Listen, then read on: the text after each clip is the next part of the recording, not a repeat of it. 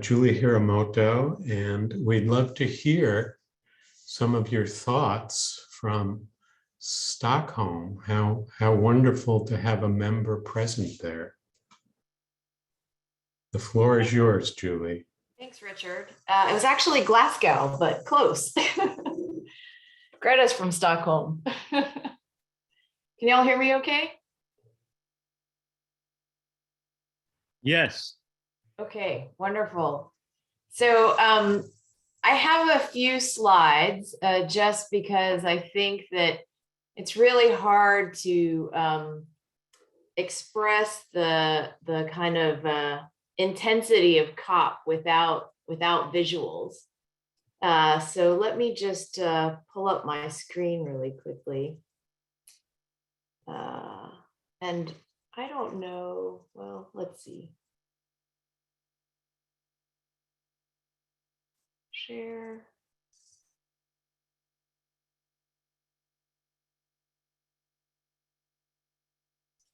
Okay, can everybody see and hear? Okay, great. Get some thumbs ups.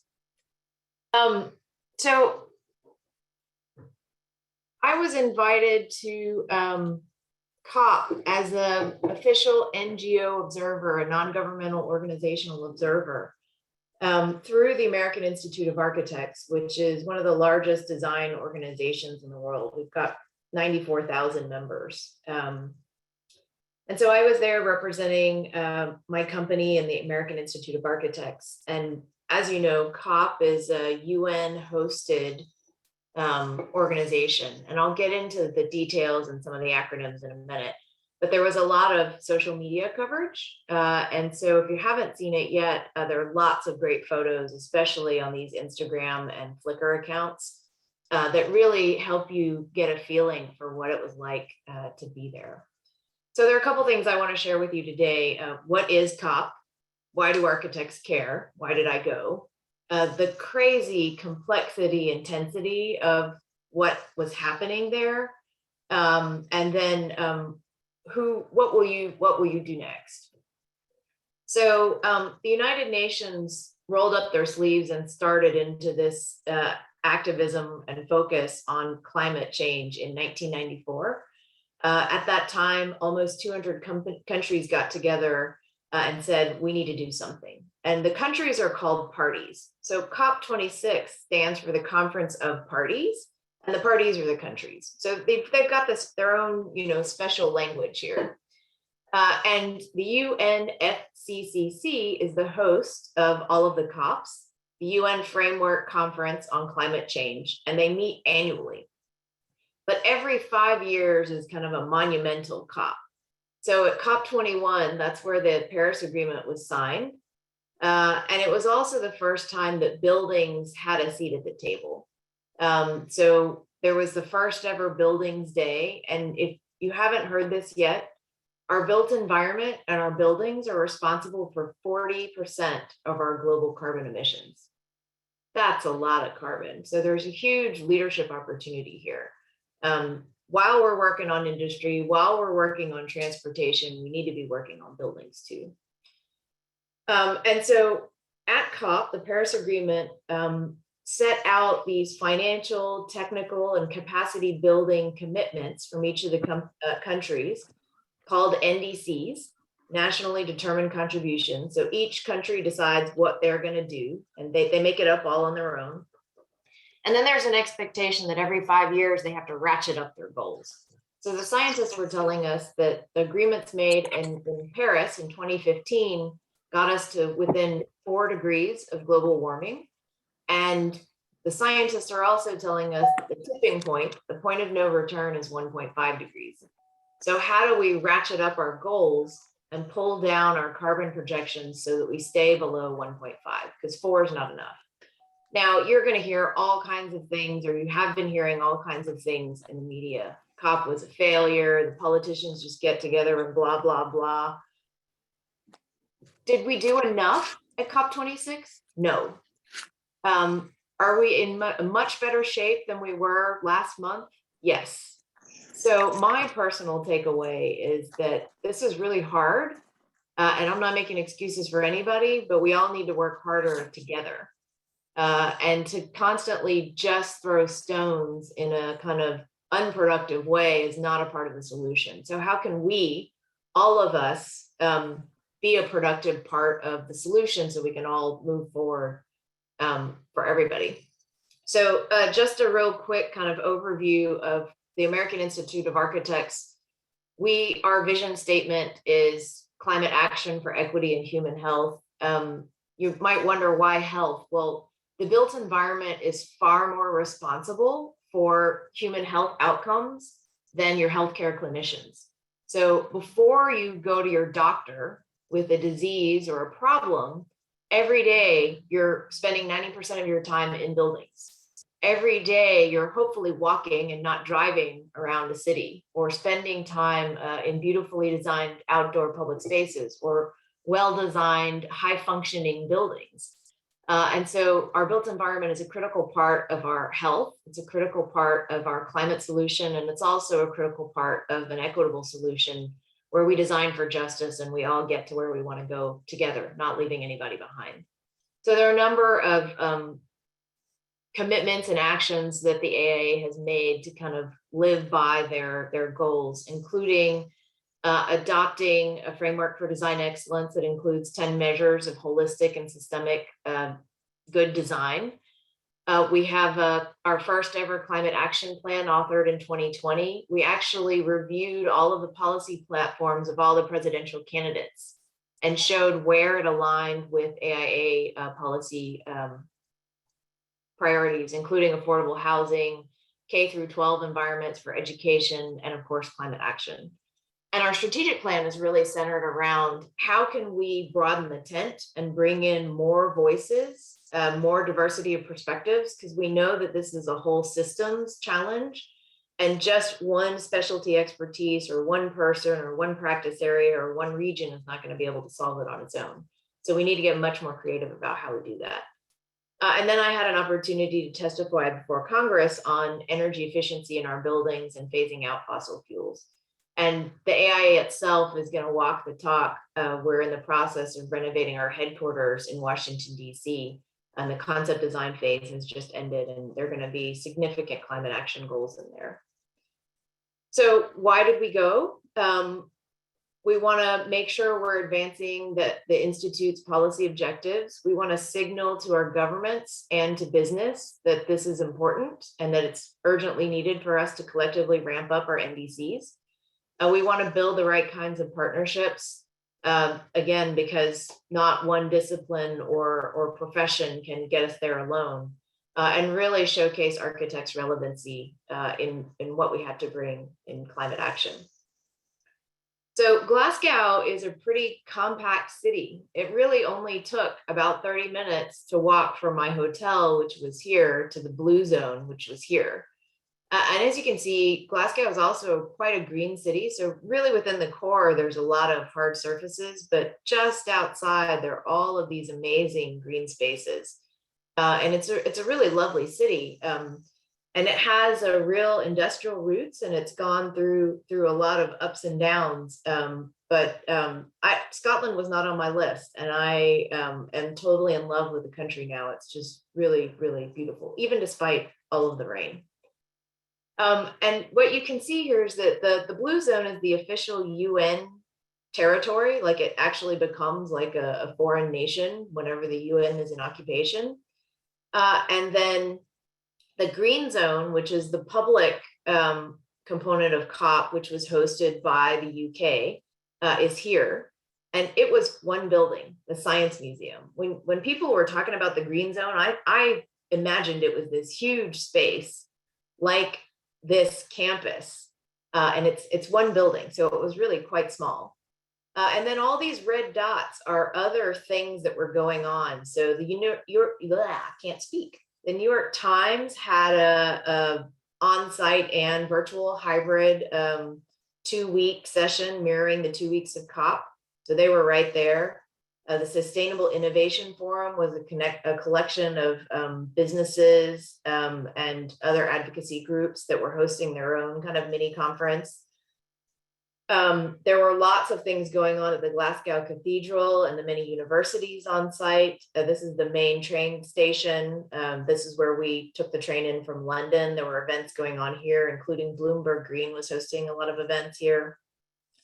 And then the local train hub to get to Edinburgh. A lot of Glasgow is not a very large city, and so there wasn't enough housing and hotels for everybody to stay in Glasgow. So actually most of the US delegation stayed in Edinburgh, which was a 45-minute train ride away. So you just have all these people kind of moving around the city, and of course there were lots of protests going on everywhere too. And there were a number of disparate sites where Climate Reality was hosting events too. So Roger was very kind in helping me connect with the Climate Reality group, because it certainly was not transparent. It was pretty opaque to find out what was going on and what was planned. But this is the first week of a 2-week schedule, and you'll see here that Al Gore had an opportunity to speak inside the Green Zone and deliver his typical Climate Reality speech. And in typical Al Gore fashion, his enthusiasm and his energy did not wane at all for 90 minutes of those, shockingly devastating images and the urgency to act and the solutions that we're coming up with. So I think that was a really well-attended event. We actually started queuing for that event an hour before it started, just to make sure we could get in the door.